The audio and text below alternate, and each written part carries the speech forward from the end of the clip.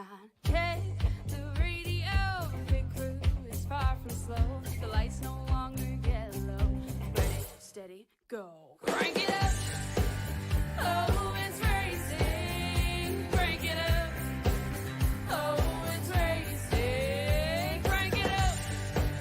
Oh, it's racing. Crank it up. Oh, it's racing. In love with the ride. Burning rubber smells real nice. Fuel it up once or twice. Come on, Fasti. Well, welcome everyone here to PTM Racing TV live here from Nashville Superspeedway here in Lebanon, Tennessee. It's time to see our showcase and see the drivers of Younger and Bewilder as they'll face off in the Next Gen Cup Series right here in the IROC Series here, presented in part by Spartan Logistics Management LLC, R&R Racewear, by Loud Pedal Gaming TV, smashing the loud pedal for your viewing entertainment, by SimSpeedShop.com, by Track Time Entertainment, and by 5-Star Graphics. A very big thank you in large part here from us at PTM Racing TV, as well as from the drivers and here on the showcase in the corners here of Lebanon, Tennessee, as our drivers are getting ready for a warm-up session. Qualifying has already concluded, so they are currently just getting a little bit marched up and gridded up around the track here. We'll take a look at our starting lineup here in just a little while, but right now it's time to see some drivers here put on the fight, put on the fray, and we'll have a little listen in with some of these guys as we bring in the first of our calls today here. It will be the number 54 here, Cook Quick, now joining me on the line here. And Cook, right now currently as you're coming around the track here at Lebanon, looks like the qualifying times definitely were right up there in pretty high ranks, but you can hang with your teammate and your family member and Quick. And what would that mean for you to kind of come away with the top two finish between you and him? Oh, it'd be nice. It probably won't happen at this track. I haven't got very much practice on. Well, right now with the practice you do have, what can you say about it? Definitely loose, and it's going to be throttle control, definitely. For sure there. Well, nevertheless, though, as you continue to get your practice in, get final warm-ups cleared away, best of luck down there. Thank you. The 54, ladies and gentlemen, Cook Quick right now, preparing up for his run around the track here, looking to put himself in contention. Another man that's looking to put himself in the contention slot here, of course, is that Mefford himself, the 83, Brandon Mefford. Now, Mefford, right now, practice-wise, just running a few laps, fourth fastest, top 5 already. I mean, we've seen you have some great deals of speed, but it seems like the long run kind of gets you more often than not. What do you do to change that today? Man, this track, I've never raced here before, but the car's a handful, so you got to be on your toes all the time. Be saving them tires. Hope for a long run, because I think that's when most of us are going to finally come in. For sure. Now, with the tires and all that here, how long do you think it takes before these things really start to just get too beat up and too tore up to really run around here? I run a 25 lap run in practice. Was only falling off about 2 to 3 tenths, and tire wear wasn't too bad, so tire wear may not play too big a factor tonight. For sure there. Well, nevertheless, though, we definitely appreciate you coming on board here, Brandon. We'll see how you handle with you and your family member, Chris, as we'll bring him in just a moment or two. Thanks, man. Thanks for the broadcast tonight. Absolutely. The 83 Brandon Mefford here, looking to try to showcase some talent and some work that usually his brother Chris Mefford usually does around here. Chris, good to have you back on board. Now, I know right now things are pretty heated between the drivers and the playoffs racing here, and you are definitely one of them that's been trying to hang with them. What do you do here in Nashville to try to secure a victory or possibly even get some big points in today? Just survive. The track is stupid loose. There's really no grip. Kind of saw like Kyle Busch right now, but no, there's just no grip in this track right now. You could run 10 laps and still be as loose as he was the second lap. So I think it's going to be your survivability. I think if you can survive, you can get to the top 10. Survivability is definitely the key here, and definitely kind of the struggle pace. Some of these guys we're going to learn the hard way, but is there any corner here that may give these drivers more fits than often than not? Really coming off, you're going to have to keep the car underneath it coming off and center of 3 and 4. Going in is not too bad, but coming off is just gets stupid loose, and if you try to chase it, you're either going to keep spinning or you're going to knock the wall down. So it's going to be a battle of nutrition and who can keep the car clean. For sure there. Well, Chris, we do appreciate coming on board here today. Best of luck to you and your family as we get ready to fire this one up. Awesome, thank you. Chris Mefford, ladies and gentlemen, the number 46 driver, looking to try and set the tone here, set the field in, and set the world on fire. Speaking of a guy that wants to try to finally get himself back out of the ruts here, is a 22 of Matt Kopp here. Matt, right now we've seen you kind of go through it all. You've had some good runs, you've had some good days, you had some bad luck, and some bad days to follow with it. But now here in Nashville, what's it feel like right now to you here on this track as you kind of do the World War tore out surface here? Just being patient. It's a 150 lap race. Got to be patient and just be there at the end when it's the checkered falls. Hope they finish well. Is there anybody specific you may be kind of looking on as a kind of a reference guy to get faster with the track, or anyone you want to try to take down today? No, I just try to take the pointers from my from the Meffords and the Troy and Doug Wasaki, and try and follow their lead and try to move up to the front and get at least a top 10 here tonight. Definitely there. Well, nevertheless, best of luck here, Matt. Thank you. The 22, ladies and gentlemen, Matt Kopp here giving us one last little rundown here as our drivers now prepare here at Nashville Superspeedway. The time has come, so presented in part by R&R Racewear. Here is your gridding lineup tonight for today's action. Brian McCann is your number 1 seat. Entering in his outside will be Kevin McCann in the 33. In row number 2, it's going to be Neil Quick in the 2 is outside. Chris Mefford in the 46. In row number 3 is going to be Cody Harger in the 66 outside. Brandon Mefford the 83. Row 4, Vincent Short the 15 is outside. Troy Radford in the 94. In row 5 is Tim Schofield in 12 is outside. Cook Quick in the 54. In row 6 we see Aaron Smith from the 1 is outside. It's Chris Wally in the number 5.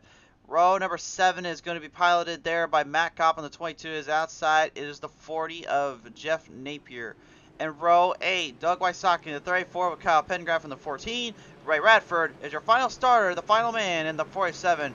Race fans, Nashville Superspeedway, we're ready to go at it. We're ready to get down to business here on the showcase of shows.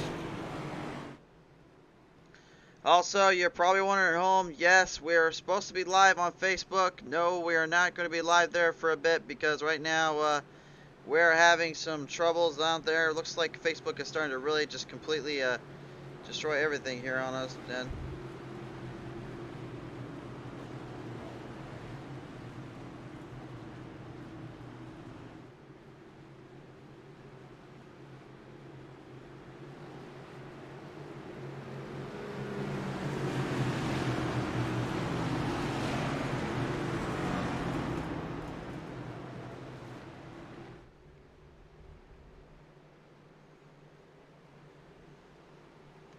field is ready to go and squared away down across the ends, down across the corners here. We're ready. The action's packed. The action is lit, and it's 150 laps straight from green to go. Here we are. This first 2 corners, in my opinion, are going to really set a precedent to these drivers. It's going to make guys kind of question if they want to hammer off too quick or they want to be nice and gentle on the throttle. Neil Quick already being very careful and cautious about how hard he hits these turns and how hard he hits around the track. You can see him already kind of working his way from the bottom lane here. Looks like a little bit of movement from the number 94 here, Troy Radford, as he drives in a little bit more of a kind of a Darlington style move here, if you will, as I wish to say. Kind of what you would do when you're entering off turn 3 and 4, which is drive it up a little higher, then kind of you'll drive it in a little more into the middle, and it'll kind of run off on the outside, then drive it down back low to X off the corner just right. That's kind of how he did it there, which not far off, not far-fetched here for a kind of track like this, because Darlington and Nashville are the same length, 1.33 miles, and they have been known to really give these guys a little bit of troubles here for how tough they are to race. But in this case, so far anyway, nothing too short of a good run and a good battle from these guys.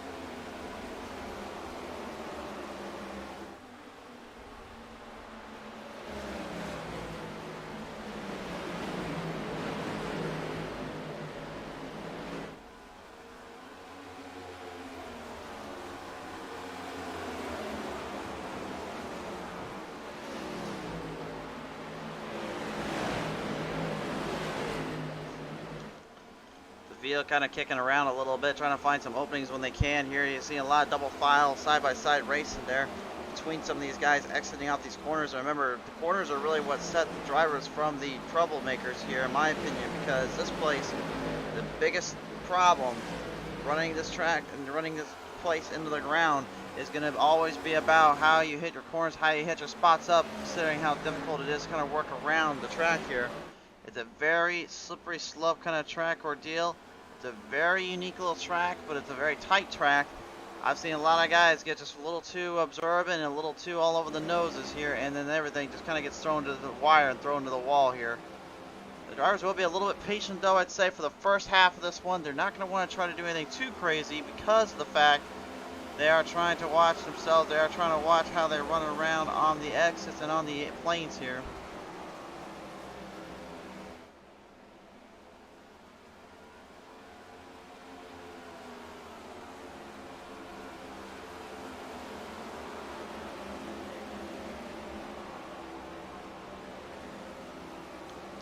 Also, race fans, I think we maybe end up having to go on YouTube a little bit more often than not if Facebook keeps doing what they've done to us today. So if you guys could and please would, be sure to hit us up on this subscription and subscribe here on PTM Racing TV YouTube channel. Hit our like button on our Facebook, of course, so you guys never miss when we go live.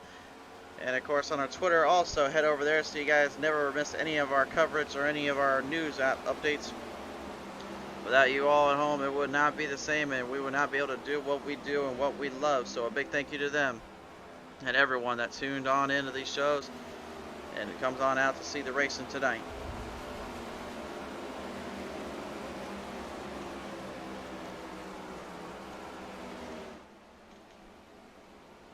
Coming right around off at turn number 3 into 4 here. Kevin McCann, Brian McCann kind of separated out by a bit here. Neil Quick and number 2 trying to hold his line, though, ahead of the one of Aaron Smith.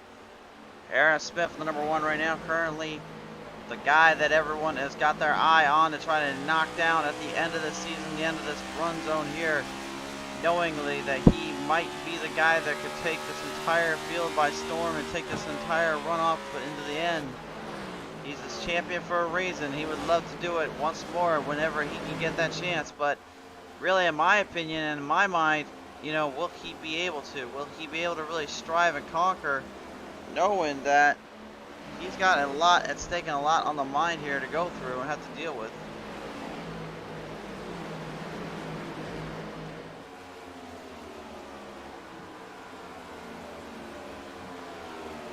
Coming down off the end here, down turn number 3. Little battle, quick switchblade action here between the 66 of Cody Harger and that 94 of Troy Radford. Radford dived down low and then said to Harger, "Hey, bud, let's see what this one goes." Got the charge, got the runoff here. He takes over position as Radford will try to hunt it and try to keep ahead and stay right up there with Aaron Smith.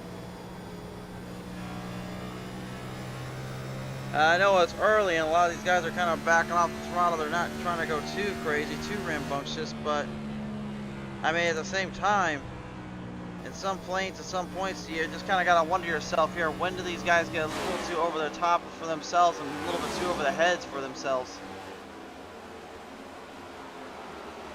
It remains to be put into question, remains to be put on display and on the scene here. Kyle Bengraf with the 14, though, man, if you want to talk about a guy that's had nothing but bad luck and just absolute troublesome issues on this car and on his track lane, I think you might have to give it to this guy. Bengraf is one of those guys, man, he comes out here, he'll try to perform with the best of them, and then he'll try to stand clear of trouble, and then you can see there where he gets a little bit kind of sidewinded there with the 12 of Tim Schofield. Seemingly somehow finds himself in trouble and gets himself put more into the wall or put more into a bad spot than really anything any other guy I've met here in this league.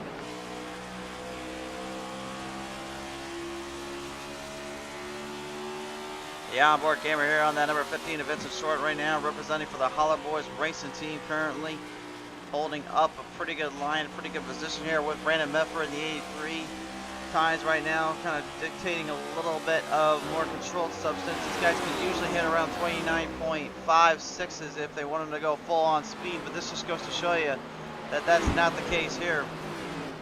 Those fastest times are only about 30.17 to 30.18, and then on so on from there. And again, that's because they're trying not to think too much about what's going on. They're trying to think more about the overall picture, which is stay focused on that tire set. Stay focused on how much that car gets burnt up. Because again, this track right now, not running on asphalt. They're running on cement. This is concrete they're running on. And this concrete surface, yeah, it wears and it tears pretty easily, and yeah, it's tore up pretty good from what it's worth, but that just makes the race run even harder to really dive home and pitch in with.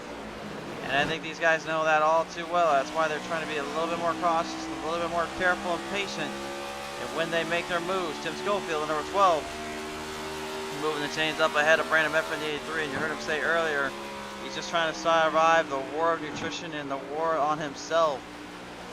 As currently Chris Medford, Brandon's family member there in number 46, moved into the 7th place spot but he is still about 3 spots down from where he was at originally in qualifying. He was 4th fastest there, but did not quite seem to have seen the same situation there either.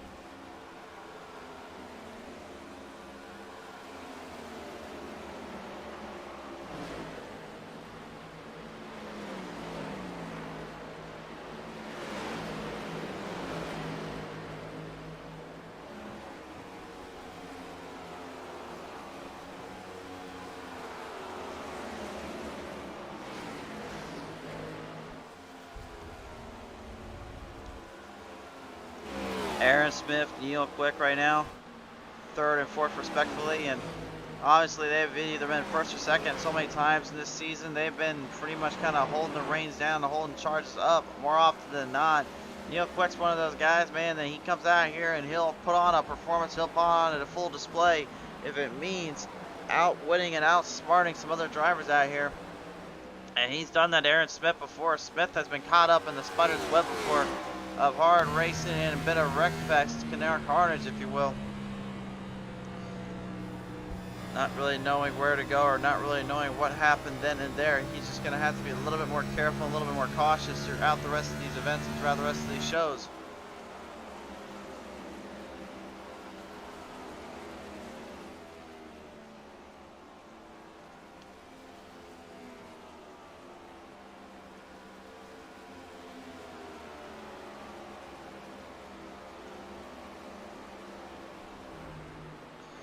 The number 3 of Brian McCann here, looking to try and shoot the Hooters, shoot the moon, shoot for the sky, shoot for the runs, and hope for the best.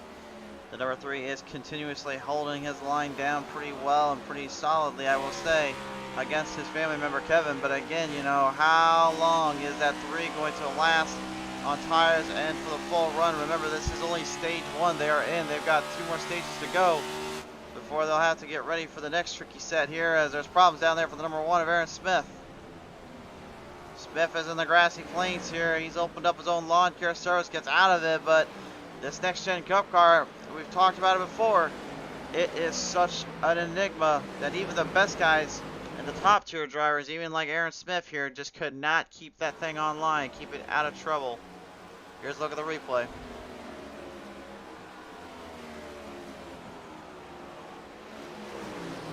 And this is kind of a weird little deal here. You see that one, actually, he was pretty lined up. You can see that rear end was already kind of sliding out slightly.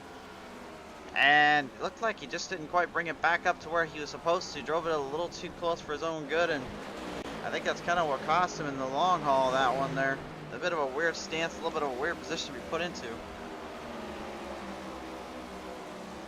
Well, nevertheless, though, he'll be able to refire and restructure himself into the 6th spot here. You remember, he is still 5 spots up from where he started at earlier.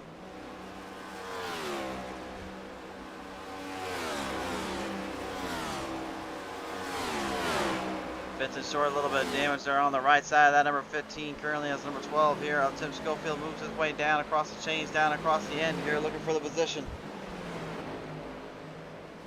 Trying to make a clear-cut pass, trying to make a deep, good position here, looking for everything he can to his name and to his credit.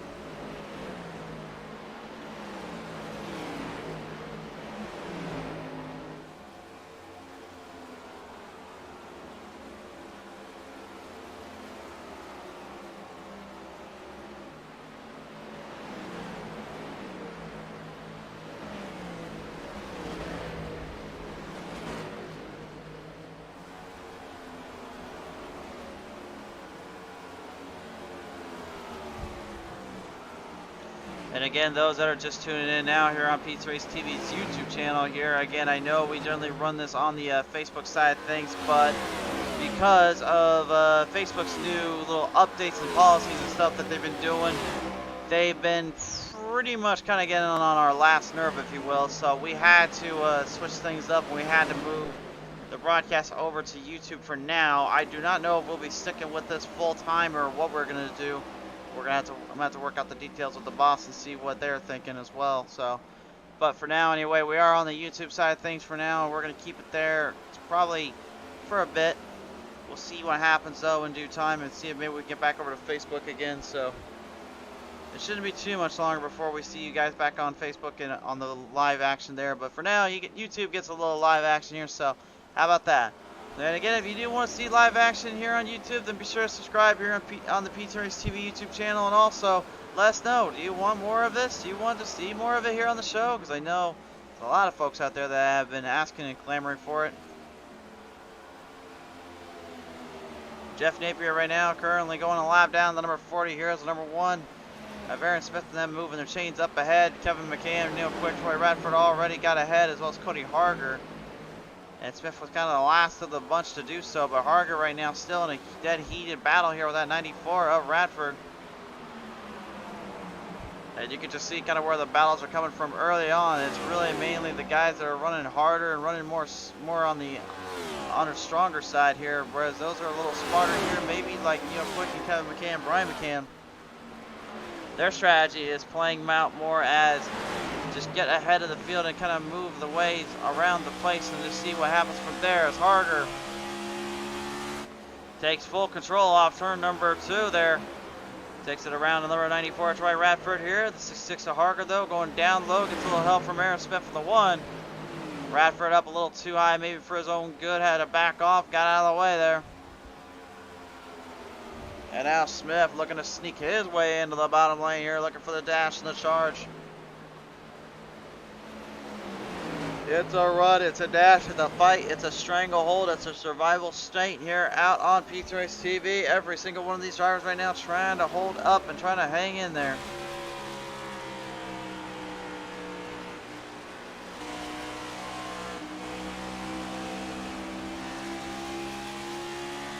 Ooh, and Harder again a little bit too close to the wall for comfort, I would say. Just kind of dipped and drifted a little bit in there off that turn number 4 there. Took a nice little hit off that, but it looks like the car is A-okay. It's still able to continue on and drive on around. And we'll have to see if that is going to be the case here for the long haul, or if there will be more to be seen. But for now, Brian and Kevin McCann are your 2 leaders. Who can stop them and take them down? Find out when we return. Tonight's race, ladies and gentlemen, here at Lebanon, Tennessee's Nashville Superspeedway, brought to you in part by Spartan Logistics Management LLC. By R&R Racewear, the official web store merchandise line for iRacing and the IROC Challenge Series. Be sure to get yours today.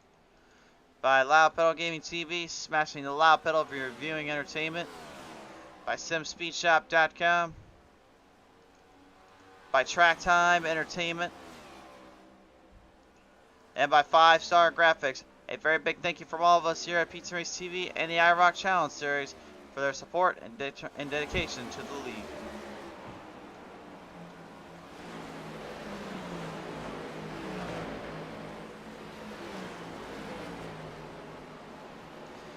Well, the heated battles seem to be coming more from the back end as drivers continue to figure strategies out, maybe figure out how much tire wear and turn up comes from this place. And it looks like Kyle Pengraff, Brandon Medford, and Vincent Short are getting a whole hose hum of that right now. Brandon Medford on the bottom lane, Vincent Short right in the mix of it. Now Vincent, usually more or less I've kind of associated him with his style of racing as more of a stronger plate track driver than anything, but I can say this much, he can definitely get it done on the short tracks, he can get it done on the 1.5-mile tracks when he has to, but he just hasn't really been able, in my opinion, to kind of catch a break or really get himself into a spot that is decent enough for that kind of momentum, that kind of charges here. And it seems like his drive and determination has been either weighing him down a little bit, or he has not been able to find all of it time and time again.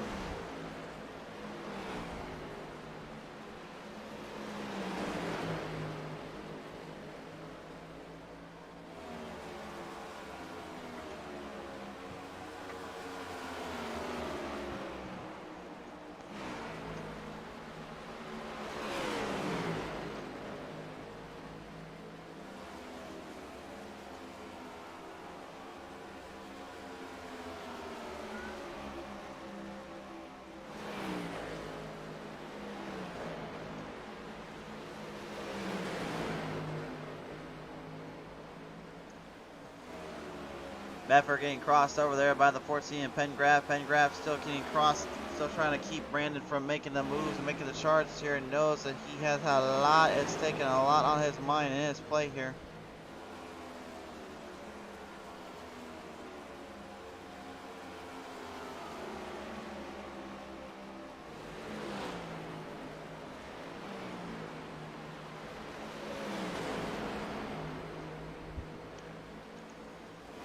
Firing off in the distances here. Still multiple drivers looking for openings, looking for some angles to kind of keep from here, looking for some chances to strive and conquer while we go ahead and throw up the old PTM Racing TV. Crank it up, Stan. Let's hit it up, down. Let the boys do the run and let them run this thing into the ground. Let's crank it up.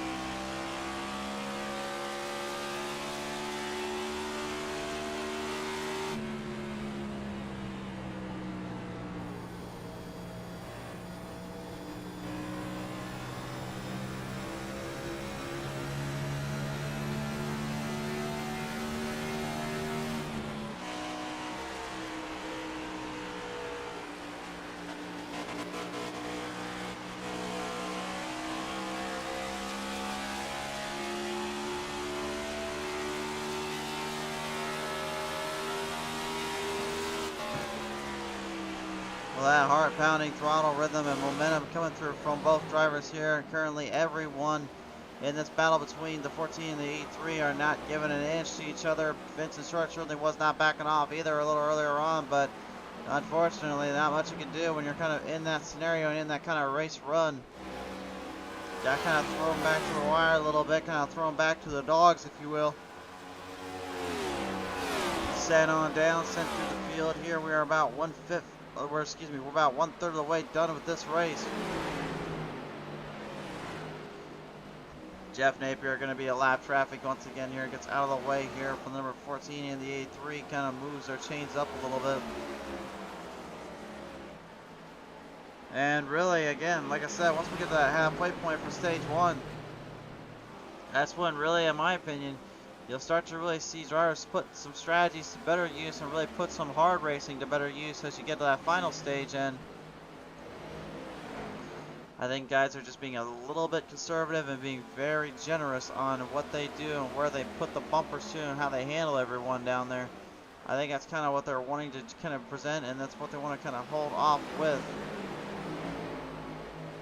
And again, you really can't blame them either. It's really just, you don't want to tear your equipment up too soon. You don't want to go too crazy, too wild right out of the gate, but it all kind of leads into anticipation of that final run, that final race battle there.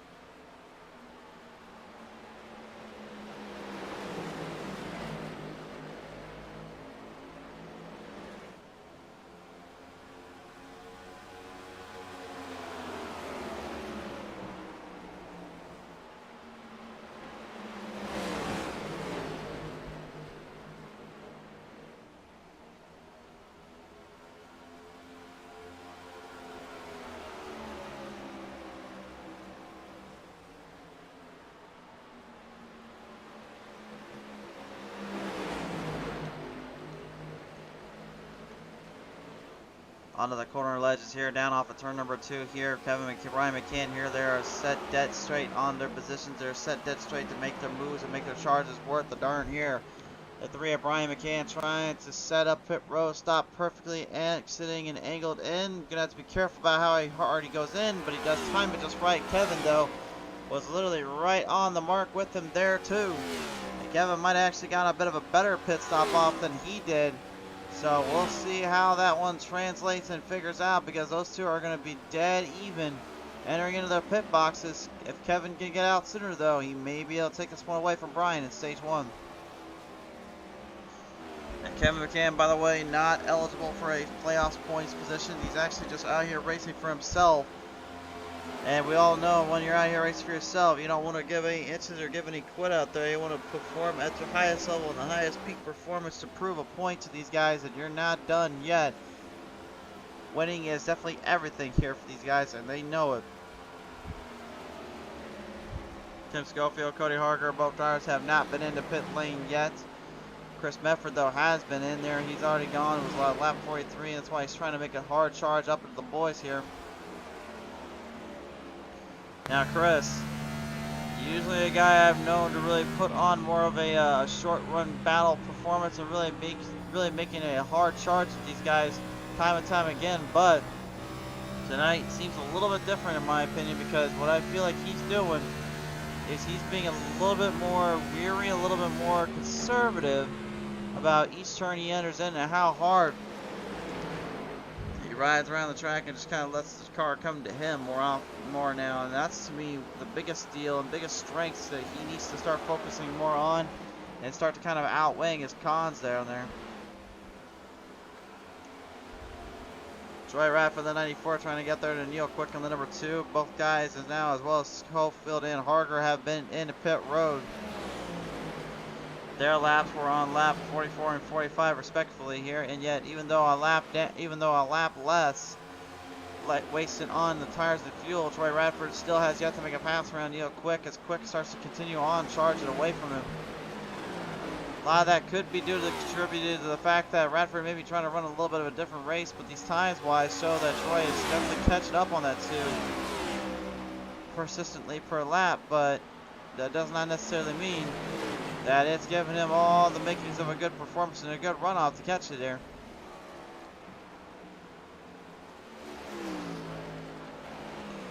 Kevin and Brian McCann both back on the track, both back into the field here, and they did not waste any time putting themselves back into the race lead. And their time certainly did not reflect too badly either of it, only about a 30.43 on their last laps here.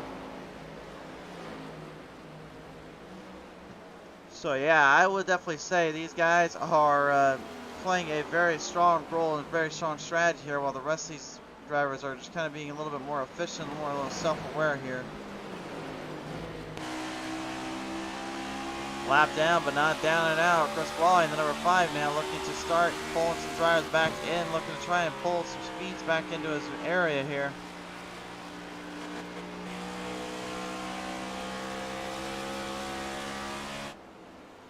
And you get the feeling here as well with this next gen that we were going to go in here, we were going to see something a little bit more unique, a little bit more special. But again, you got to remember, guys, we're just coming off the first stages of 3. So that does not mean that we can't possibly see a little bit of craziness mixed in later on. It all just depends on what happens from there.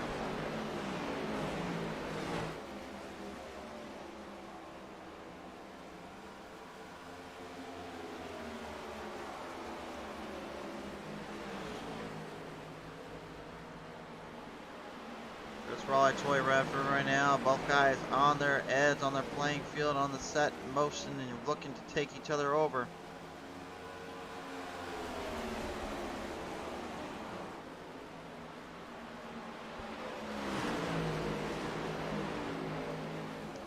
Chris Wally, man, one thing I've talked about him before as well here was he always seemed like he was kind of one of those guys that when he comes out here and he tries to perform with the drivers, he either finds himself in kind of a bad rut, a bit of a bad spot, and sometimes gets himself a little bit more issues than anything, but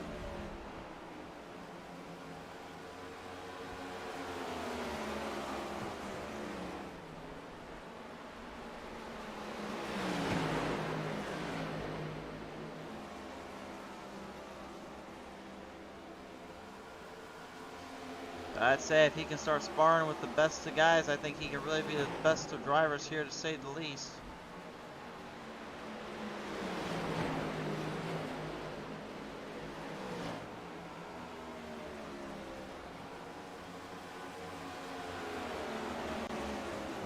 And I know really we usually make a lot harder calls and a little bit crazier stuff on the track here, but right now things are just kind of slow. They're just, right now everyone's kind of dictating their own paces and just waiting for the stages to come up. That's kind of the dad necessity that comes with running stage racing, is sometimes you get really strong racing, sometimes you get kind of what we're seeing right now, which is guys just doing their own thing, just staying out of trouble. But what that does mean is when you get to that final laps here, the final shortened race end, then guys are get a little bit more crazy, a little more hot-headed to really start pushing some runs around the track.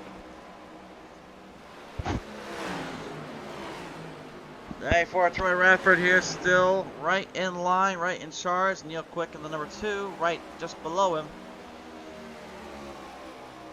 Every man for himself, every driver for their position.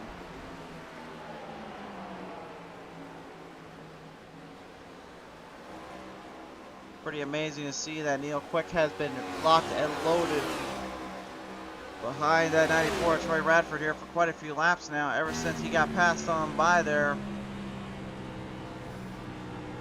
Got past there, I believe it was back on lap number 54, yes it was. So right now it looks like he may just want to try to dictate his own little move here and try to find his little spot. You heard a lot of guys say earlier too, they're trying to be more conservative. They don't want to give in too quick, they don't want to give out too fast. They really got to be a little bit more cautious, if you will. Speaking of being cautious here, a little problem down there for the 5 Chris Wally. Something does not seem right in the motor or the transmission there. I saw him earlier kind of fidgeting around with it when he was in pit road. Looking to see if maybe him and the crew can find out like what's going on down there, what's really giving him so much troubles. I don't think they were able to figure that out necessarily, and it does not look like it's going to get any better here from that.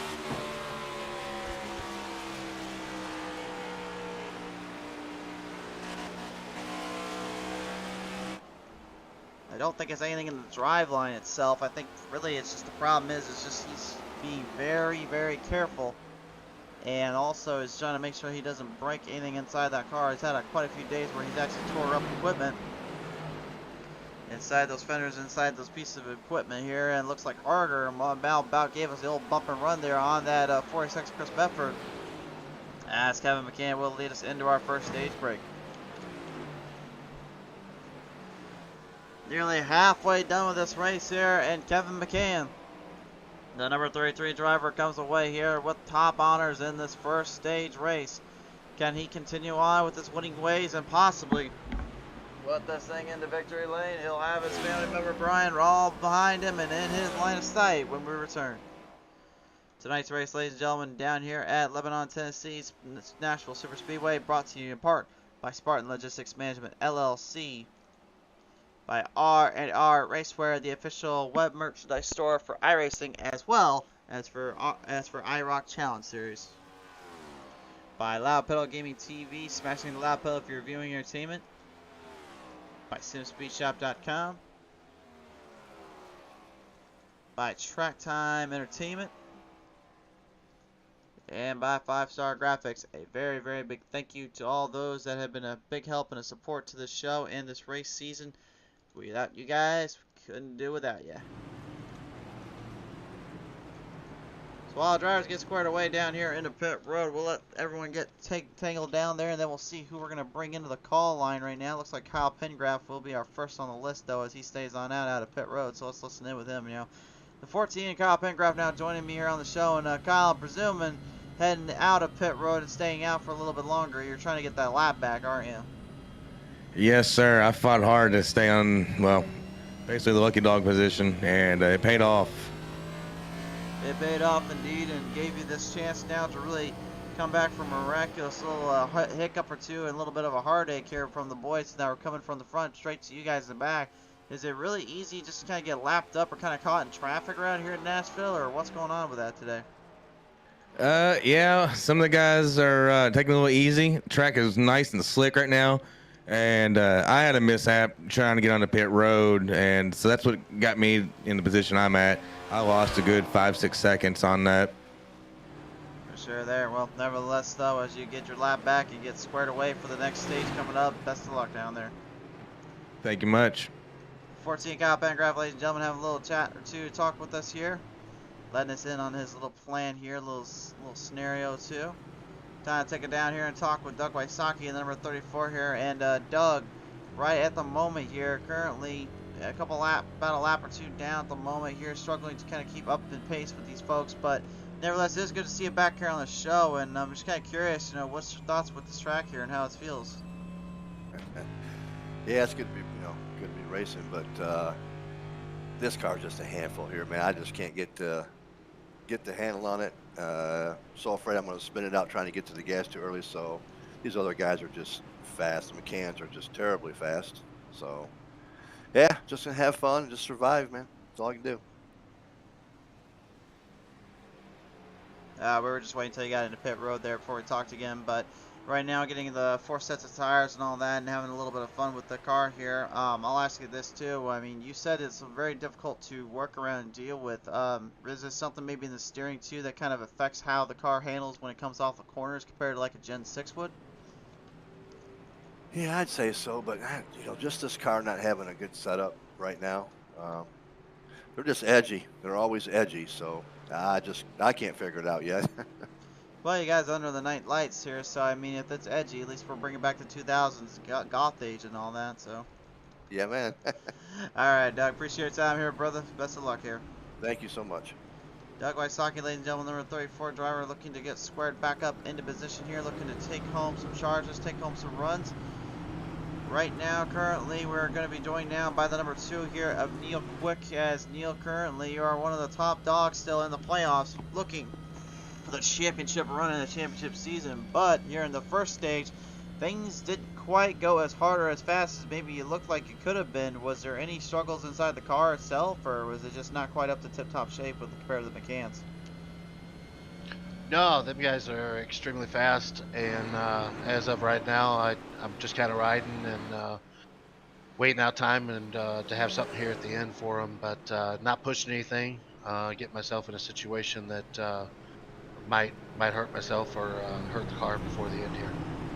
You say pushing yourself here. I mean, we're kind of poking around there down with Troy Radford and a little bit of that stage there. Do you think it'll kind of happen here in stage 2? Yeah, I just Troy was there after the pit stop, and I had a slow pit stop, and I just let him around, and just wanted to kind of see where I was at, and I feel confident. I'm sitting pretty good, and hopefully I can be there at the finish and give these guys hell here at the end. Definitely like to be up there and get the 2 McCann twins here. Yes, sir, there. Well, best of luck here, Neil. All right, buddy. Thanks. Number 2 here looking to do as he says and get those McCann boys. Looking to square up and tip-top found. Fire them off back around the track. Here we go. Here, we'll get them off turn number 4 this time on by. 16 drivers came to the track. 16 still remain in the field. Off the corners, though, of number turn and 4 to the front straightaway here of the tri-oval track, if you will. Coming back to the end. Green flag back on out.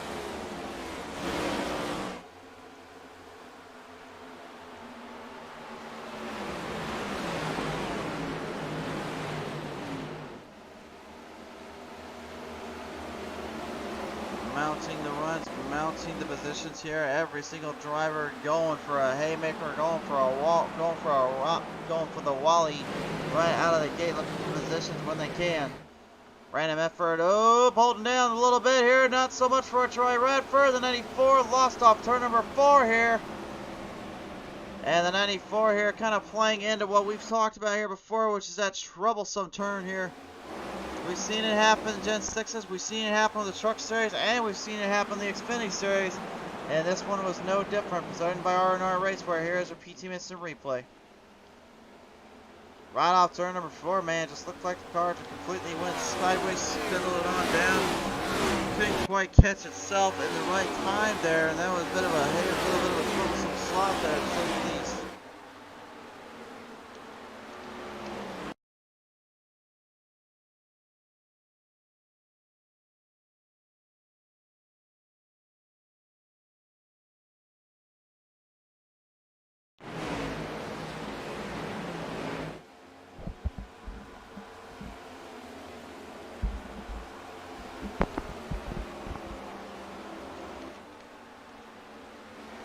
Still on? Oh, we're on. Okay, awesome. We're still live here.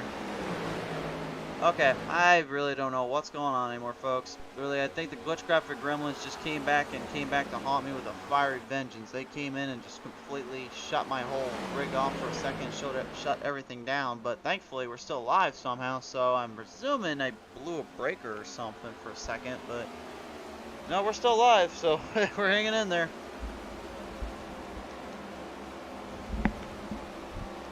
I don't know if you guys are gonna be able to tell on the live end, or if you're gonna tell back on the replay end when we get down to the end. But man, that's kind of funky there. I was not expecting everything to just kind of shut off like that.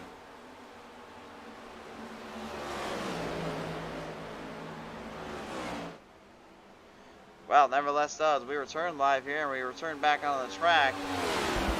Currently, the number 3 of Brian McCann here is holding down the charge and holding down his plane here as Kevin McCann there right in the number 33 holds him down, holds him in place. That holds him in place about as much as I'm hoping I can hold this internet up and hold this PC and hold this darn PC up here, as that way it doesn't crash on us again.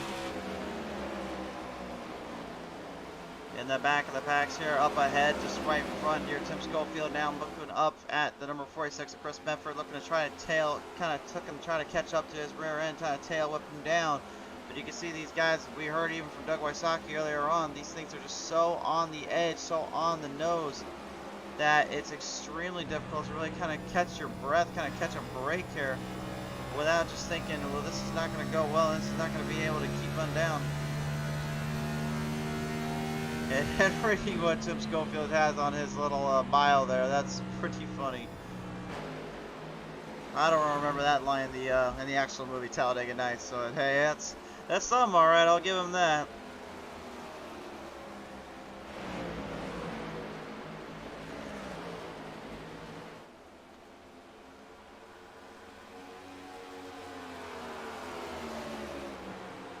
Ryan McCann, number 3, still holding off Neil Quick, the number 2 here. Neil trying to get back in this and trying to take down the McCann boys. You heard him say earlier on that was his goal. That was what he wanted to do.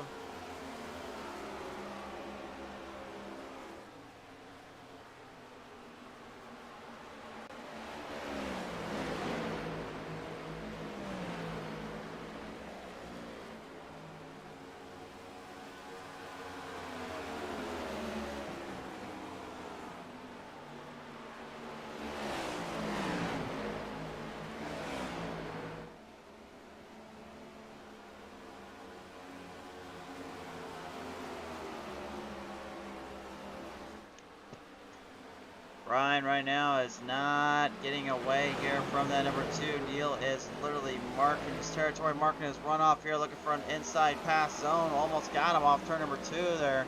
You saw the 54 Cook Quick having to stay up high side and get out of the way of these boys. And Neil looked like he had a whole lot of speed and a whole lot of run coming right up at him. Didn't have enough though to take over position or take away the run from him.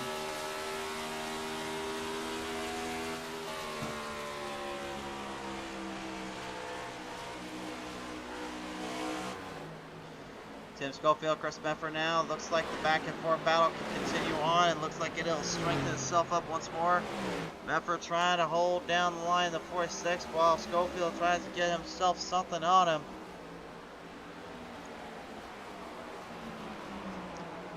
Schofield is no pushover here. He's a bit of a wily vet when it comes to really playing the strategy, playing to the mindset here. It's Schofield showing it here with the battle here for 6, going down low yet again. Medford has to stay up high, try to avoid him. Problem is when you leave that bottom lane out of your run here, that's where the most speed is. That's where most of the travel is going to be for these guys. And Schofield knew it, so he ended up clipping the 46's run completely. But Medford, using the power of these next gens, he's actually finding a way to actually hold up a little speed up on the outside here, it looks like. And as I say that, he just completely lost all of it, and then some here. The 12 just completely bypasses his momentum and bypasses the entire runoff from it. Stage 1, we had absolutely no caution. Stage 2 so far has been pretty clean and clear cut, except for Troy Redford's little spin around mishap there on turn number 2 earlier on.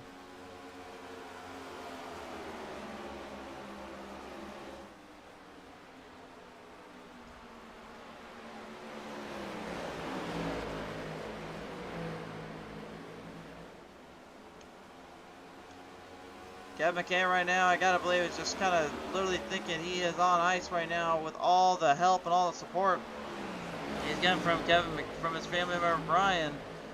But Neil is right now looking like maybe he's just more on 10th side, more on the rough edge of this corners, trying to find something to knock down that 2 with.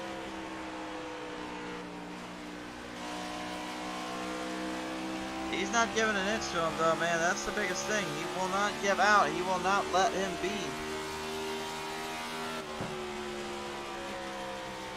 Won't let him away from his side. Oh, little corner off edge there. Looked like the 3 might have had trouble with the 2 coming up at him, but then Neil Quick-Camp will not be able to make the pass just yet.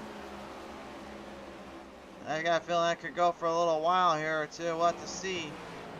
In the back of the pack right now, battle for 10th here because Chris Wall in the 5 is dealing with that 34, Doug Wysocki right behind him. Wysocki said earlier today he was just out here having fun. He really wasn't even trying to get too serious or too crazy with anything. He just wanted to come out here and just put on a little bit of a race and put on a little bit of a battle here. Well, I could certainly say he's doing that, but that does not mean there might be a little bit more fun. So fireworks elsewhere, caution flag is out. And it looks like it's on Chris Mefford in the 46. And Chris Mefford has got problems. Vincent Short also had problems. He has left the building. He's done. We'll take a look at what happened to Chris Mefford, though.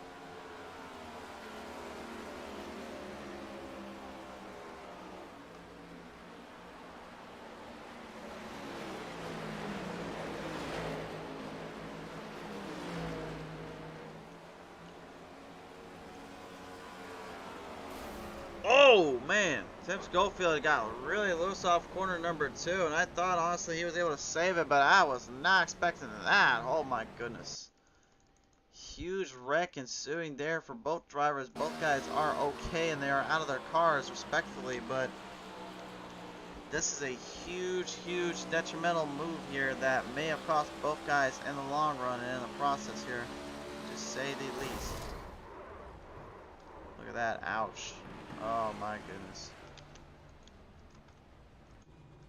You can see about took our whole camera out there, unfortunately. That was a huge hit and a big wreck, unfortunately. The 46 Mefford and Schofield both entering into pit road respectively, but man, what a tough break there for both guys, and what a tough ordeal for all drivers that got involved in that little hiccup there. Turn 2 was seemingly kind of being innocuous today, kind of being quiet. Nah, I guess they decided to come back with a fiery vengeance. Turn 4 I thought was where most guys had the issues from, but no, it was turn 2. Well, that will give Chris Wally, though, a chance to move back into the lead lap. He'll actually now fall into the 7th place spot here. We'll let him get closer up to the field before we go ahead and bring him into the chat here. And the 5 is now close enough, so let's go ahead and bring him in now real quick, ladies and gentlemen. Here on the on-call list is the 5, Chris Wally, and Wally. You put the lap down earlier on, had some troubles, but now things starting to play more into your favor. You get a bit of a break here and a bit of a chance to kind of redeem yourself.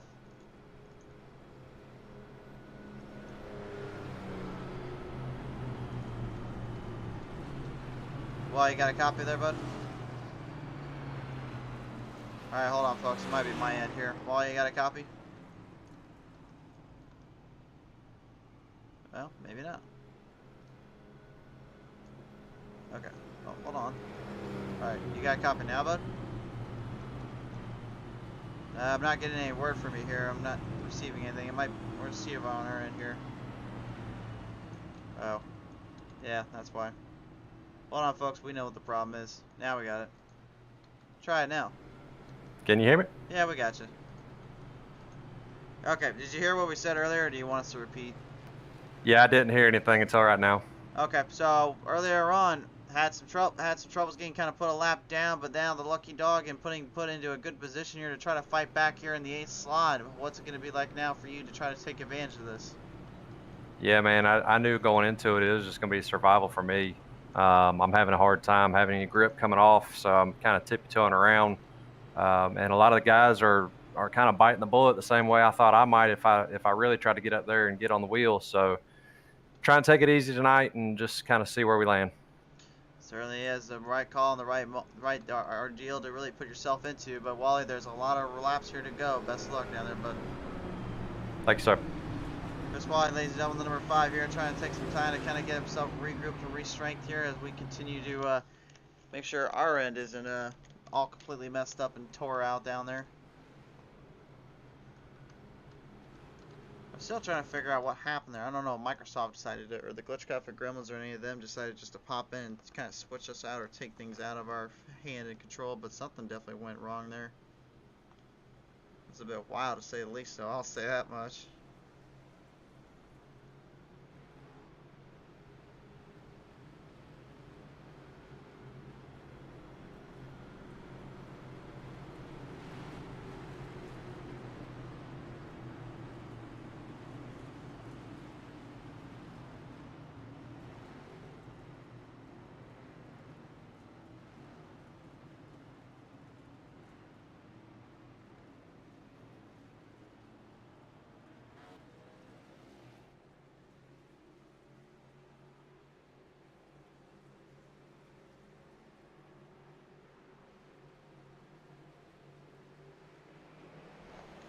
Off our corner number 4 here, back to the green flag we go. We're off and running once more, and the drivers are in a hot frenzy battle for positions.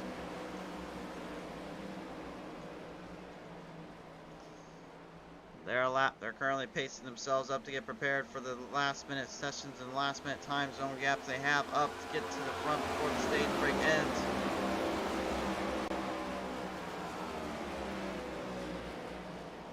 They know as well as anything they can't get too crazy from this move or two, but it looks like Aaron Smith will now kind of take full advantage of that little pit stop and take it up there around Neil Quick in the 2 already. He's got right at Brian McCann, number 3, and it looks like Kevin McCann's trying to keep a closer eye on both of them, stay away from either end of the spectrum.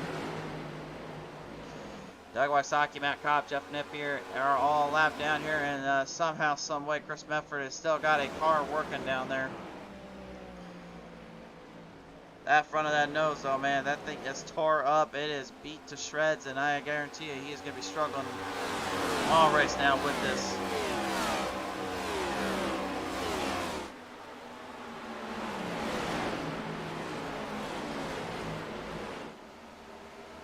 Lap 89 of 150 here. The 1 of Aaron Smith looking to move chains in, looking to fire hard on the number 3 of Brian McCann here.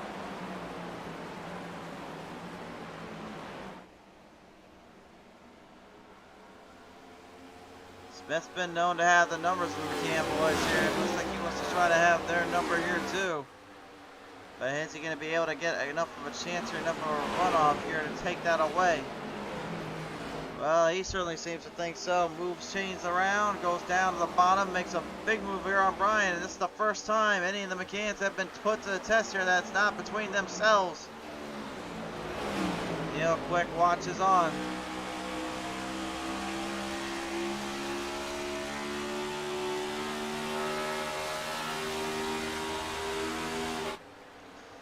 Watching on, he's keeping close eyes, doesn't need his binoculars or anything here. He just needs to keep very dead focused there, set straight on what he's going to do here. The 3 of Brian McCann now in trouble. Lap is going to be possibly put down into the passing zone. No, he goes back down low and says to the 2, no way, my friend, you're not getting by me that easily.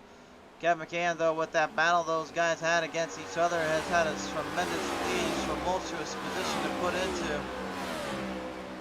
He's hanging in there, and he's not giving an inch to any of these guys right now. But again, it is still a little bit early to say that will last out the entire time. He knows this.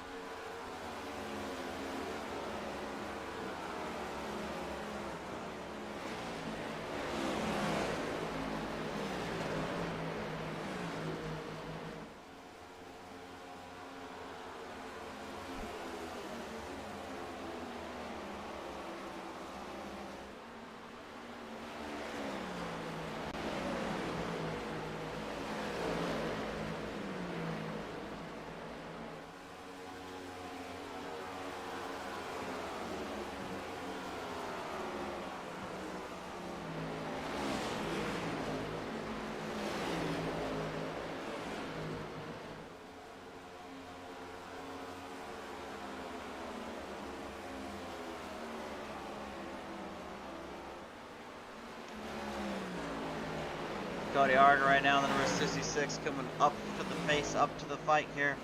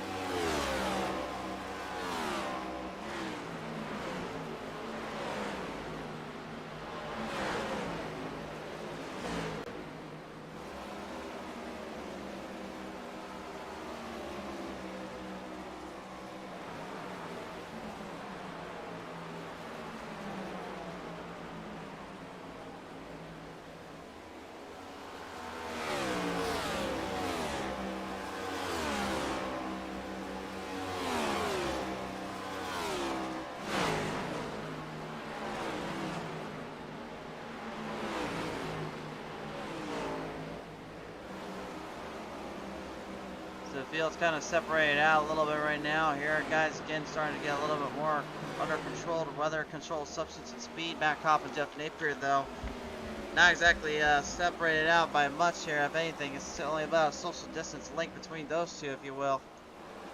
And that's not saying much here in 2022, by the way. Napier going right back out of turn number 4 here with Matt Kopp in the 22, trying to hold him back. The 40 of Napier looking to try to hang in there. Positioning is key here to enter in the corner just right then and take off or charge off on the speed moment here. This is your battle for the top 10, your 9th place run right now for Matt Kopp in the 22. He's looking to try to make up for what best can be described as a bit of a hard season and a hard pill to kind of swallow down on this end here.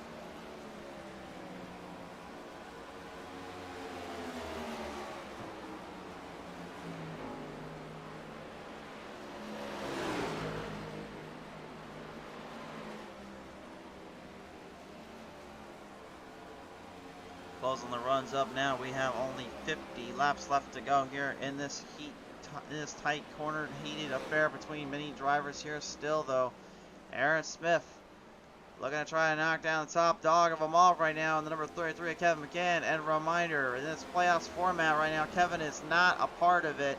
He cannot run for the season championship in the playoffs version anyway, but what he can do is he can at least make things a little bit more interesting and a little bit more fun out here. And I think, in all honesty, that's all he wants.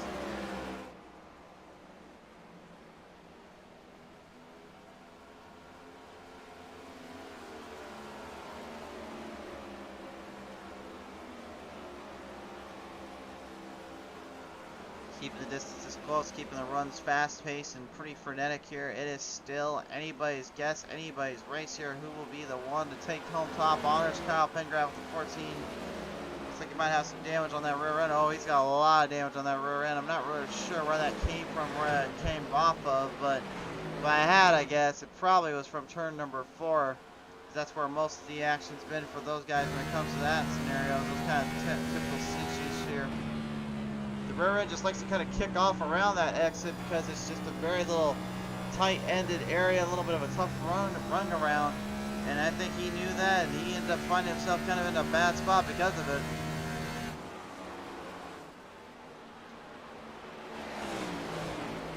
Kevin McCann, 33 right now, still holding his line up into play though, with only about a 46 lap run left.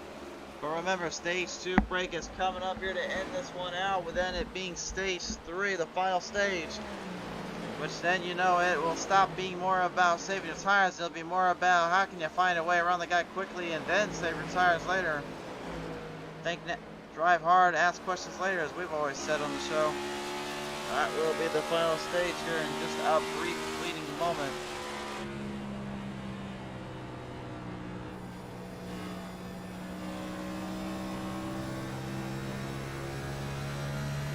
Yeah, for that 66 Cody Harger, though, I'll say this right now, my friends, that I'm very impressed here with him and his performance. He's been doing a great job keeping himself under control, a little bit more on the rhythm end here from top to bottom. And that's exactly what he has got to do. Thomas Lang saying, how do I get PTM Racing TV for my league? Thomas, go to our Facebook and message us up there. We'll then get in touch with you about details as well as packaging and all that, and they will also see if our availability is open or not for your league. So it all just kind of depends on day, time, and everything there. That's the best thing I can tell you. But if you go to Facebook, just message us there, and we will get in touch with you as soon as we can. That is the way we do it for all our broadcasts, and all broadcasts will be done on YouTube Live or on Facebook Live, and then shared to either one we didn't do live that night. So it all will be done, and it'll be all done and seamlessly, professionally, and well executedly, as we hope. At least it seems like you guys seem to enjoy it. That's what you seem to be thinking that we do. Live traffic yet again, and that's A spot number 5, Chris Wally right now getting out of the way. Hard to believe I just talked to him not even a couple of minutes ago about literally getting back on the lead lap, and then I may have gave him the old broadcaster curse in another form by getting lapped again. And there is a good side to it right now anyway. He can't be fully lapped down by the other guys here, because right now Brandon Medford is still far enough ahead where he doesn't have to worry about it here, but I guarantee you he is pretty feeling these guys maybe a little OP for his own good on the race end here. Thomas giving us the thumbs up there. Thomas, thanks for coming on board, by the way, and stopping by for the race tonight. Brian McCann, Neil Quick right now. Looks like they've got a little redemption tour coming up.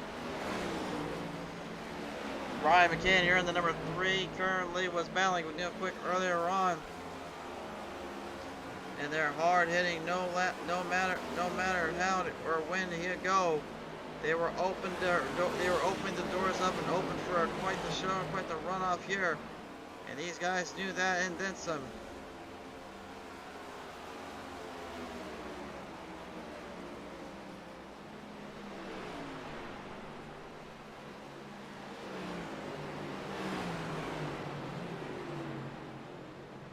With the yellow flag out, Kevin McCann was able to stay just enough ahead here of Aaron Smith and them. So now the ball is in his court. Kevin has now won both stages, but he needs the one that counts, this last stage, to really make a commence with himself and really make amends with everything he's dealt with and put through time and time again.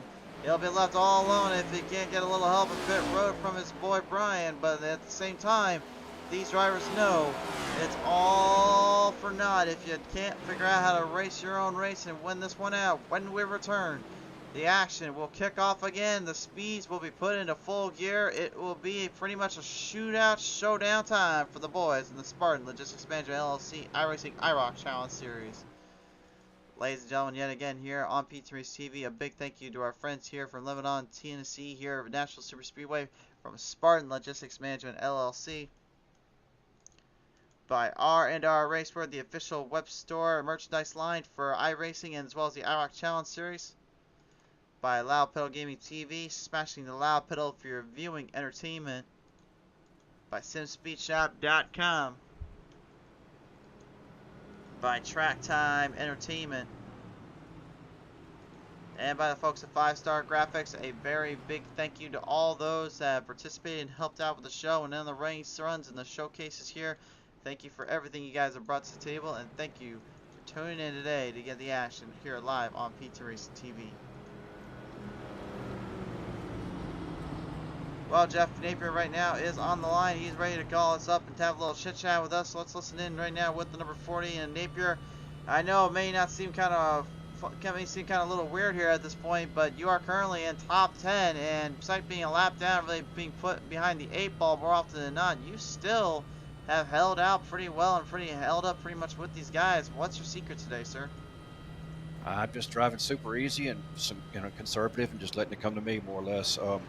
Hometown track here, and I want to do well here, but these guys are fast, so what else can I say, For sure, they are definitely a bit fast and a little bit more hot-headed to really kind of tame and take down a few notches. But for you and your crew, I know this one being the last bit of laps here coming up, you start to try to push the speeds a little harder and really start to come up a little closer to these guys, or are you just going to continue doing what you've been doing these last 2 stages? Well, it seemed to have gotten better that last little run there. I think the track's getting more rubber on it, and I took gas and no tires, and that seemed to help a lot too. But I'm taking a waiver run here to get back on the lead lap, so we'll just have to see how it goes. We will certainly have to see how it goes indeed, but nevertheless here, Napier, we do appreciate coming on board, sir. Best of luck. Yeah, thank you very much. See you. See you later. Number 40, ladies and gentlemen, Jeff Napier having a little time to talk with us here. As Chris Medford yet again, he's going to stay on out. Remember that damage is pretty severe though on that 46. He still has suffered there earlier on, but at the same time, he does not seem to want to quit, doesn't seem to want to give out. We haven't talked to the Cam boys yet because really we've been trying to leave them alone, trying to stay out of their wake, if you will. But I can tell you one thing, they are dead heated and dead focused on what's coming up ahead. But another man that's also focused on that is, of course, that 94 Troy Radford. And Troy, I know we may have not talked too much earlier on about this, but really you had quite a bit of drivers kind of tend with and a little bit of a fight around with some of them. But you've had kind of almost seemingly 2 different strategies here on the track. What's kind of now the final strategy here to pull off of this final run? Yeah, at this point, it's push as hard as you can and don't wreck. The thing's on ice tonight all the way around. So, I don't know how the top 3 are able to drive in as deep as they can and not get sideways off, but, good for them. But, yeah, that's the main thing. I missed last week, so it's just gather up as many points as I can and survive. Certainly indeed here now with this one going to be put in the books here in just a few short laps.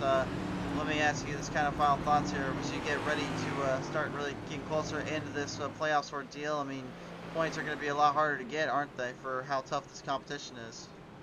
They definitely are. And, we traditionally have had 25, 30 cars race. And, of course, whenever you're battling for points and there's only 16, somebody having a bad race doesn't hurt as much. So, we definitely want to see those big fields. But, it's going to be getting harder and harder as you go. Absolutely will indeed. Nevertheless, though, Troy, thank you for your time and best of luck as we finish this one out. Thank you. Radford, pretty much all business, all focused up as you heard him on the call and on the list here, ready to field this one in. We're back at it once again.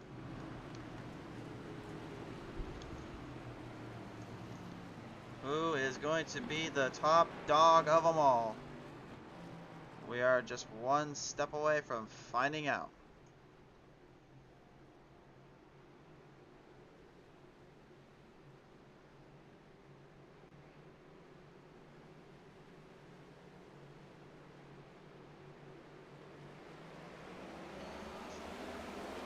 To the green flag, we wave them and we fly them on by. The guys are back on the track and back on the field. The race is underway once more.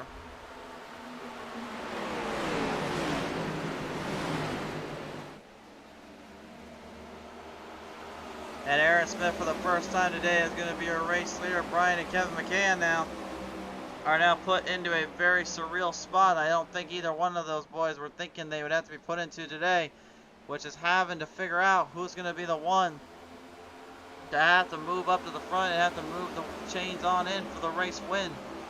Smith is going to be locked and loaded and keeping it very close and tight ended here, as there seems to be a bit of a motor blown here coming off one of the boys. I think that might have been the 54 Cook Quick. He's coming to a bit of a dead slowdown here. The 54, yes, motor is gone on the 54 of all things, and that is a crazy sight to behold because you wouldn't think it'd be on him. You'd think it'd be on the 486 of Medford.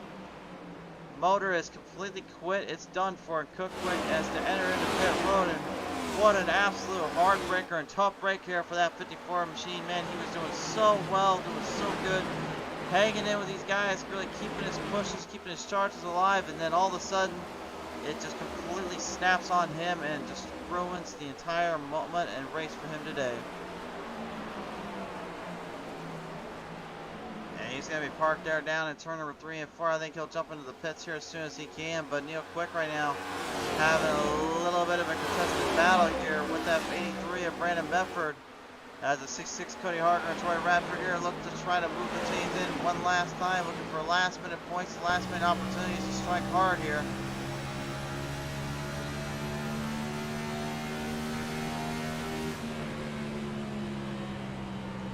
Day to night transitions and the night and the shadows really kind of pouring on down here on the track for these boys. It's pretty crazy to see just how realistic, how over the top this can get here in iRacing, but that's the beauty of this sport and this beauty of this esports community.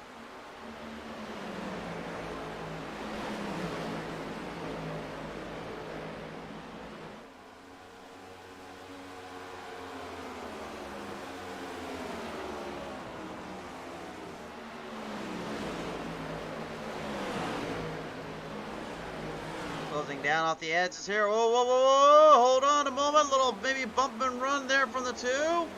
Got a little piece there, I think, of Cody Harker. I don't know if that was that was the old bump and run, a little slide job there, move off from that end there, or what happened. But we'll take a look at the replay to find out for sure. Hard to tell from that angle. Look, oh no! It was actually a 66 getting loose on his own there. You saw him entering off the corner a little too tight. And it looked like he might have flipped the apron a little too much, entering off of that turn.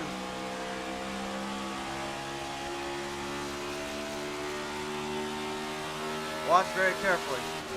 And you can see he's having to drive it in a little deep. But you see right there, there's that little hiccup. And you can see Neil Quick really didn't even come close to touching him. But from our angle there, it was just a bit of a bad shot. It did look like he got it, but no, that was completely the opposite. It was nullified there. And Troy Radford now, he's left all alone to deal with that number 2, Neil Quick. Radford said he's just trying to get points as much as he can to make up for last week, and he knows that this will help out. This will help him quite a ways here. But now dealing with the added pressure of a guy like the number 2, Neil Quick, just kind of stealing your spot up and stealing your momentum. I would say that definitely is getting things a little bit crazier here.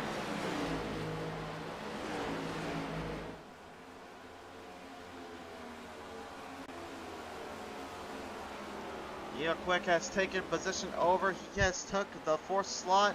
Now looking to take it up to Aaron Smith here as somehow, someway Kevin McCann and Brian McCann have got this one locked up in the race lead, and I don't know how the heck that happened of all things. We'll take a look at the replay here and see when that pass was made on Aaron Smith and see what happened to him exactly. But if I had to guess, it looked like Aaron Smith might have actually just kind of overshot some corners and lost it in the turns here. Here's a PTM Racing replay to show all about this one. We were so focused with the troublesome situations popping up there for the number 66, we forgot all about these boys battling. Here's the replay though. Look at this. You can see Aaron right there off turn 4. The same deal you saw happen a little bit earlier with Harger. It happened to Smith. And then Smith had some even more problems to deal with when Brian McCann kind of intervened here and intertwined with that number 3. Popped it right around that back right away and moved in the chains, looked for the run, and he would find it. Exiting off, entering into the turn. You can see Smith was just struggling to hold this thing online, holding it on charge and in playing field. And McCann here, there's the corner, there's the crossover, here's the pass, and that's all she wrote. Pretty wise and strong move racing there from both boys. Kevin McCann definitely getting the better of everybody so far, and I'm trying to figure out too, like, how is he able to dive this thing in as deep as he is and not lose control of that car? Most guys have said it before, and I'll say it too. It's when you dive in that deep, those tires take such an abusive beating that really it shouldn't even be able to hold up or really keep up that kind of flank there.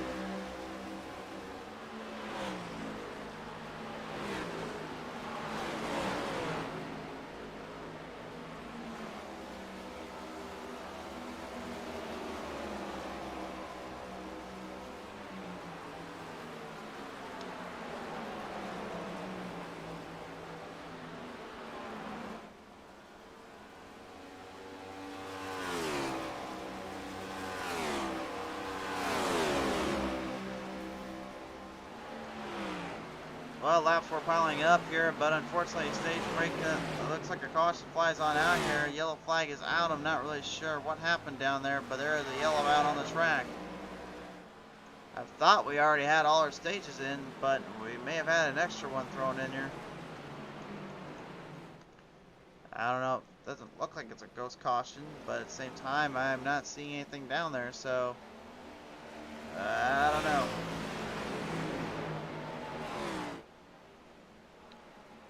But if it's a real situation here right now, especially considering how many laps we have left to go, Brian and Kevin McKeon will now have to be put back together here, put back into close proximity of one another.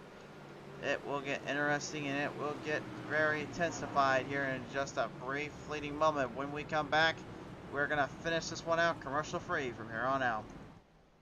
Tonight's race, ladies and gentlemen, brought to you in part by Spartan Logistics Management LLC, by R&R Racewear, the official web store and merchandise line for IROC Challenge Series and iRacing. By Lapel Gaming TV, smashing the lapel for your viewing entertainment. By SimSpeedShop.com. By Track Time Entertainment. And by 5-Star Graphics. A very big thank you again to all those that have been able to come forth here and help out the season, help out the runs here, and give us something really cool and creative to see throughout this entire season.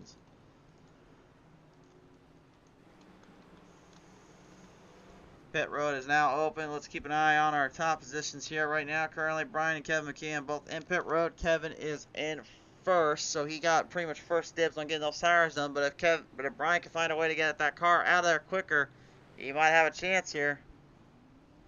Fires it back up, and Brian is going to edge out the 33 just barely.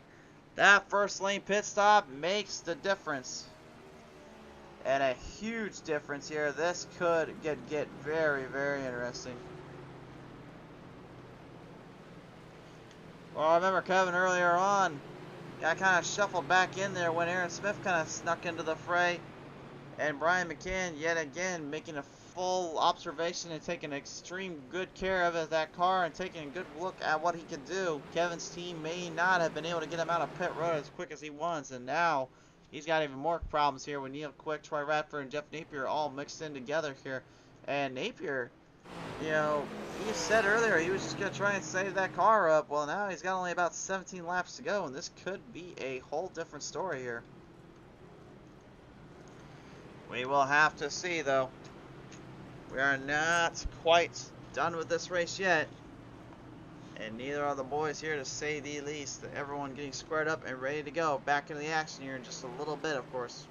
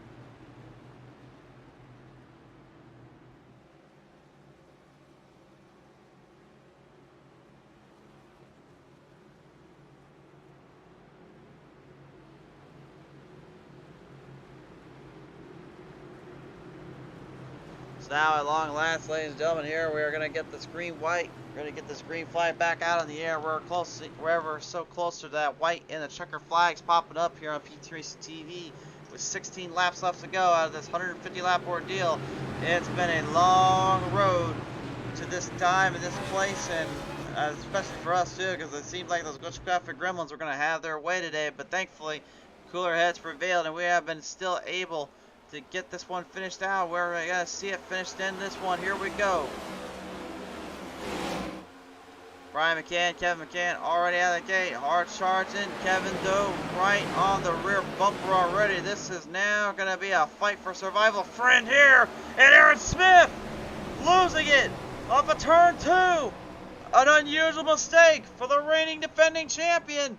And the one lost it off the corner there, overdrove it, but a good save nonetheless here, exiting off of turn 2.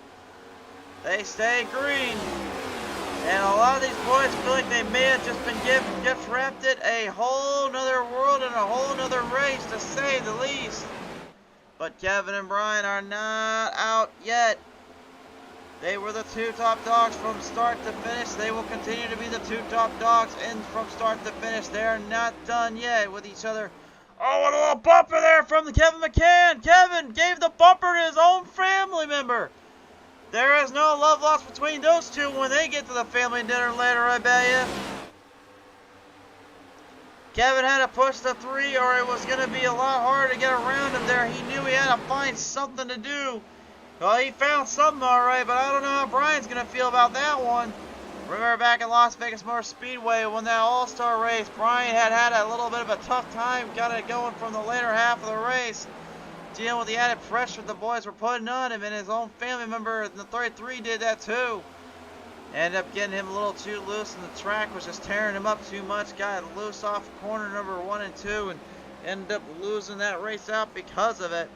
And right now we're seeing a very, very same case scenario right now, as he is currently being lost out in points and losing out some precious momentum. Aaron Smith is literally put back in the 11th spot, the first time in a long time. I think I've said that. But again, these next gen cars, they can be just so all over the place. They can be so increasingly mystifyingly mysterious.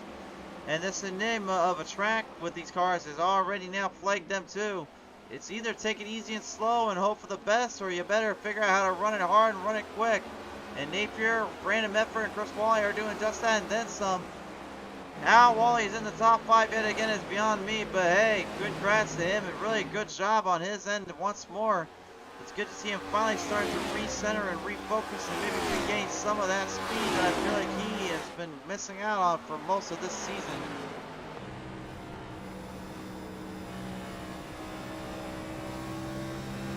Oh my word, right now here, still we are not done though yet with about 10 laps left to go. Every driver for themselves here as they're continuing to see the 33 and the 3 battle for the race lead off of the corner number 4 though. We'll have the final 10 laps to go.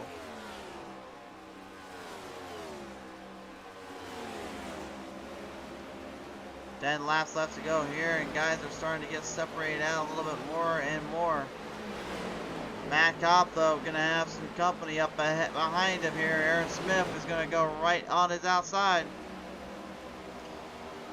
And Smith, you can see that rear end is trying to kick out from him underneath again. You can see earlier on, I think it may have just been because his tires weren't warmed up enough to grip to the track here.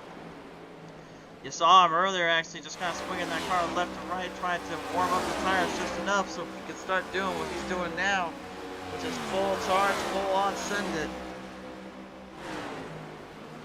But it didn't quite work out the same way he was hoping for, and ended up getting himself more into trouble than I think it did him good.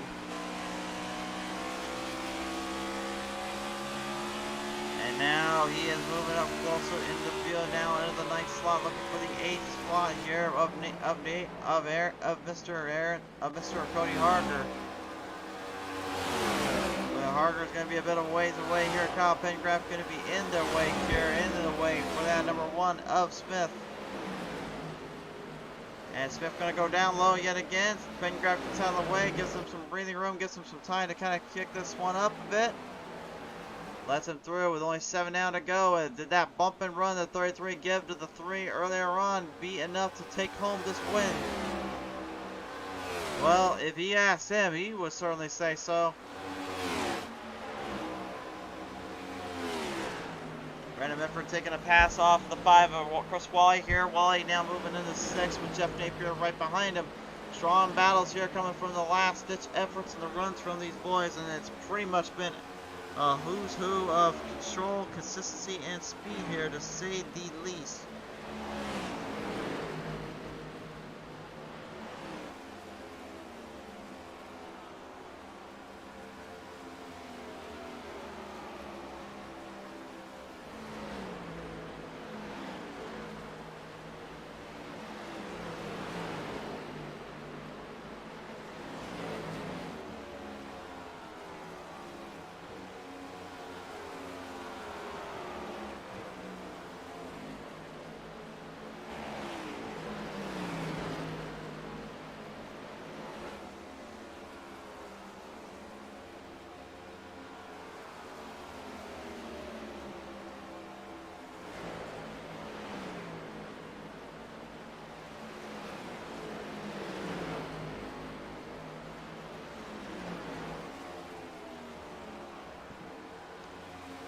Napier right now looks like he might have a little bit of a chance here to sneak his way around at Wally here, maybe take a little shot at him, but will he take the shot, or will he try to keep it as clean as can be?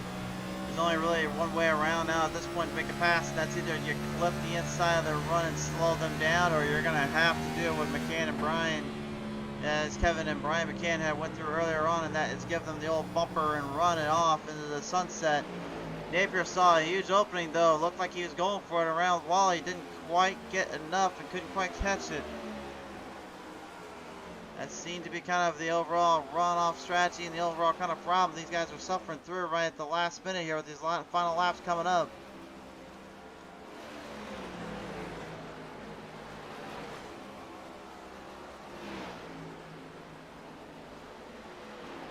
Still a heated battle right now. The 40 and the 5 last-ditch effort. Again, Kevin and Brian McCann here separated out by about a half a second, if you will. It's actually about 7 cents of a second. Kevin has not given an inch here to Brian, and I guarantee you that bumper run he did is exactly what he needed to do with only 2 to go. Will Napier taking lesson though from Wally. You heard him say earlier he's been trying to study a little bit of what McCann's were doing and how they played out. Well, if he was studying what happened earlier there, he may have the chance to get to it.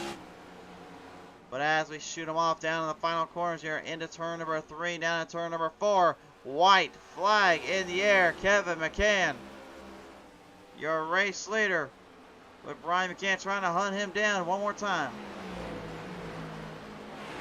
He's got 2 more corners to go.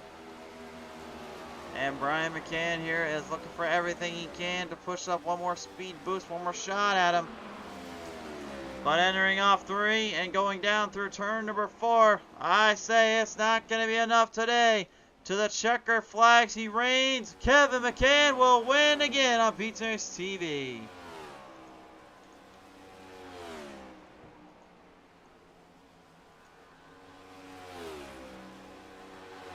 And Wally will take full control of that battle here for 6th. He'll win that. He'll take that position away from Jeff Napier. But what a race, to say the least, here, and a crazy ordeal here from every single one of these drivers. Aaron Smith with the bobble off turn 2 and the final restarts and giving himself all sorts of headaches and fits there. Kevin McCann coming away with a solidary move off and charge off after his own family and flesh and blood. Yeah, it looks like Brian down there might not be too bad. I'd say he's not too bad down there. Whoa, whoop. Well, I guess one bump and run deserves another bump, doesn't it? Well, while we let those two have at it and decide who's going to be cleaning the dishes tonight, let's take a look at our race win here. Kevin and Brian will go first, second. Neil Quick third. Troy Radford, how about this? Goes 4th. Brandon Bedford, a solid day, goes top 5. Chris Wally goes 6th. 7 to Jeff Napier. 8th, Darren Smith. 9th, Cody Harger. 10th, Matt Cobb. That rounds out your top 10 today.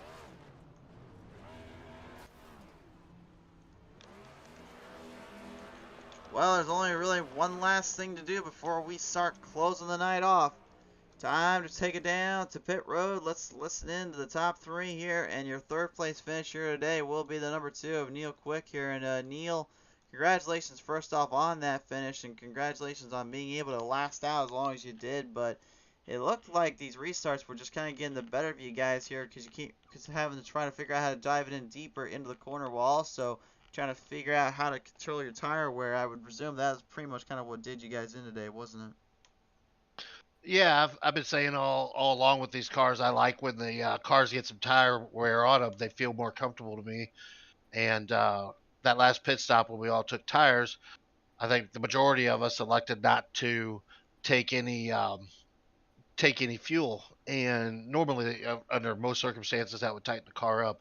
I'm gonna tell you, it was a handful. It was absolutely loose. If we would have put a full fuel run on, I think I could have had something for the 2 McCanns there. But unfortunately, I mean, it is what it is, and 3rd place feels like last place tonight. So go back to work next week at Bristol and see if we can try to get out front of those 2. You know, Bristol is going to be a bit of an equalizer for you and your crew, obviously, with being a half-mile long short track. I mean, really, with this being a bit of more of a points day for you guys, I mean, what's it going to be like kind of putting the mentality you saw here today here at Nashville over to Bristol? It's going to be totally different. It's just survival. Bristol, everything happens really fast. It's easy to get caught up in somebody else's mistake. And I know earlier in the year when we ran there, the whole idea was just go out at a pace and be at the end there and try to come out of there with a top 2 or 3 finish. And same thing in this case. I mean, this first couple rounds of the chase is just making sure that you're inside that first top 4 or 5 guys and just stay in there to try to be at the end. And feel confident that doing that right now. But as this series winds down and it gets tighter in the chase here, I think you'll see some moves from some guys that'll be more on the drastic side that could really affect the points. For sure there. Well, nevertheless, Neil, as you come away here from Nashville and coming away with pretty much a long road fighting and survival to the end, who do you want to thank here today? Just like to thank the league, Chris and Kyle, and everybody that puts time into this to make it happen for us to have a great league to race on Thursday night. The sponsors, TTE, Spartan, R&R Racewear, you guys doing the broadcast, great every week. Appreciate that, and appreciate all the drivers we raced with. Great group of guys tonight. I know there was not a lot of cautions, and this is a very difficult track. So load it up, go to Bristol next week. Load it up indeed. Send it on down. Good on y'all for a good race, and we'll see you then. Congratulations, though, here, Neil. Thank you.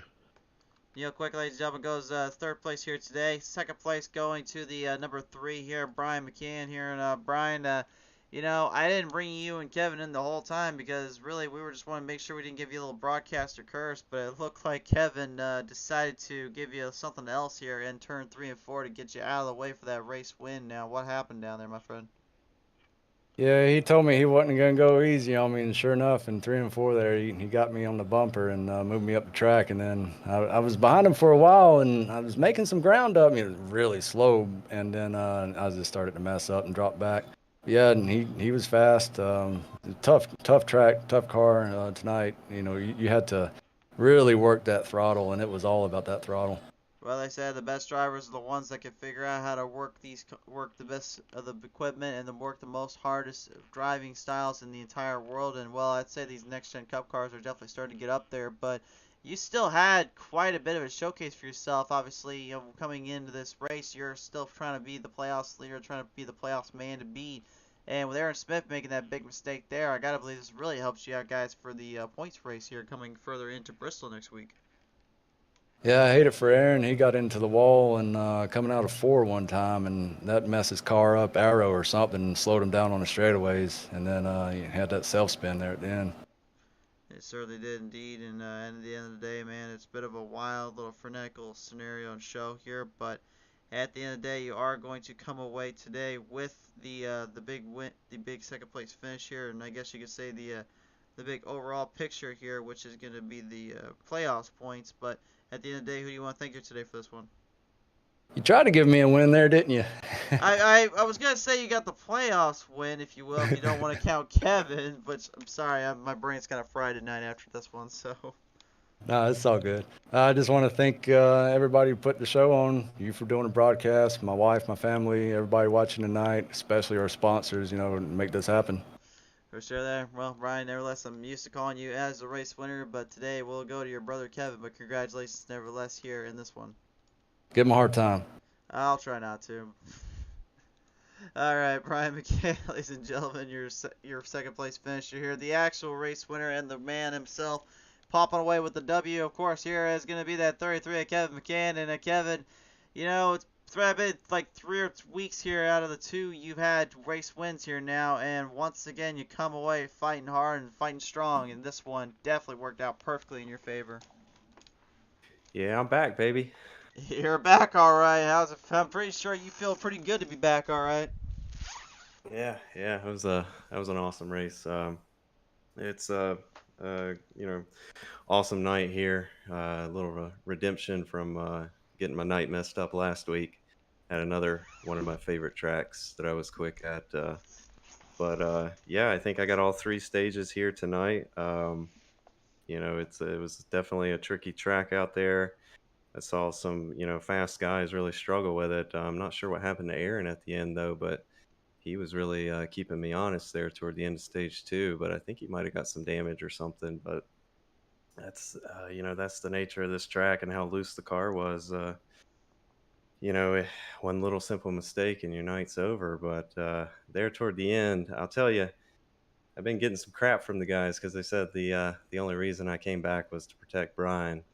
And I think I showed tonight that that's not the case. I gave him the bumper for the win. I told him I was going to do it, and you know, and it was it is what it is.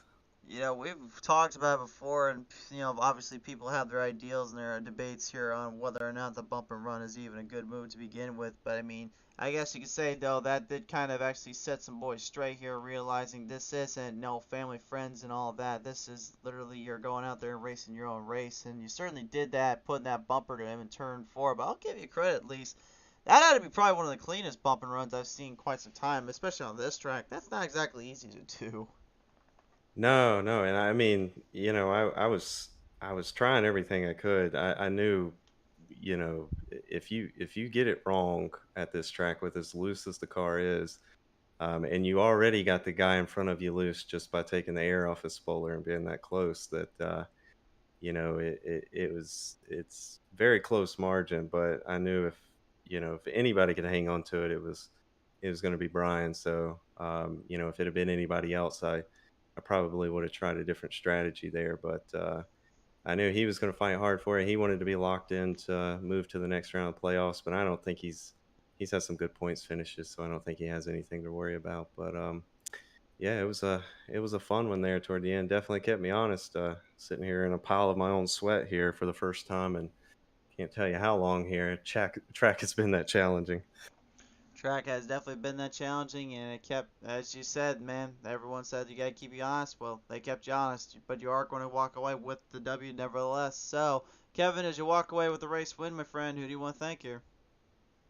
Yeah, just shout out to Wally and the crew that puts on the league Pendygraph. You know, all the sponsors that brought on, you know, Spartan Logistics, R&R Racewear, and shout out to, you know, those about 4 guys here tonight that are racing hard, racing clean. You know, Neil, Brian, Aaron. You know, that's fun. That's fun to go out there every night and not have to worry about, you know, getting dumped. But you know, you can race hard and clean and close, and you know, that's why we come out every night. So appreciate those guys doing that. Absolutely, indeed, man. Well, nevertheless, Kevin, congratulations on this race win, my friend, and definitely a big victory for you and the team, because hopefully we'll see a little bit more of you in victory lane, and maybe a little bit more so putting some grief on your brother here. So Yeah, well, I think next week's Martinsville, so I'm told that's Bristol is next. oh, Bristol. I think Okay. Bristol is next week. Yeah. Well, same thing. It's anybody's game next week, so. Just to confirm to the people at home, I have scheduled in Bristol, so have fun with that, my friend. All right, thanks. Well, if Brian wanted me to give him grief, there's his grief. He's gonna have a lot of trouble at Bristol, I bet you, if it gets into any messes. But nevertheless, here we'll see if that happens. But if that race here in Nashville had anything to prove, I don't think these guys have anything to worry about. The only thing they need to worry about is just tempo and timing, and that will get them into the top slots and the top spots. But for now, race fans, that will end our race today and our showcase here on PTM Racing TV. A very big thank you to, again, those that came on from the Facebook side usually and over here to the YouTube Live. Thank you for tuning in on that. A big thank you again to Spartan Logistics Management LLC, R&R Racewear, Lapel Gaming TV, SimSpeedShop.com, Track Time Entertainment, and our friends at 5-Star Graphics. A very big thank you to all those that tuned in. Thank you so much for the showcase. And for all those, again, that want to come by once more, just subscribe here and you'll never miss any of our live coverages. For now, though, we'll send it off down. See you guys next time. It's been a pleasure. Thank you for tuning in.